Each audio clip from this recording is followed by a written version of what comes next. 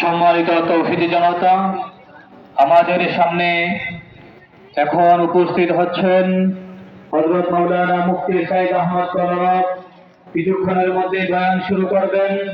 আমরা এদিক সেদিক ঘোরাফেরা না করে প্যান্ডেলের ভিতরে চলে আসি। সম্মানিত তাওহীদি জনতা, আমরা এদিক সেদিক ঘোরাফেরা না করে প্যান্ডেলের ভিতরে চলে আসি। স্টেজে উপস্থিত হয়েছেন হযরত মাওলানা মুফতি সাইদ আহমদ কলরব। আমরা হযরতের সুললিত কণ্ঠে বয়ান শুনব, ইসলামী সঙ্গীতও শোনার চেষ্টা করব ইনশাআল্লাহ।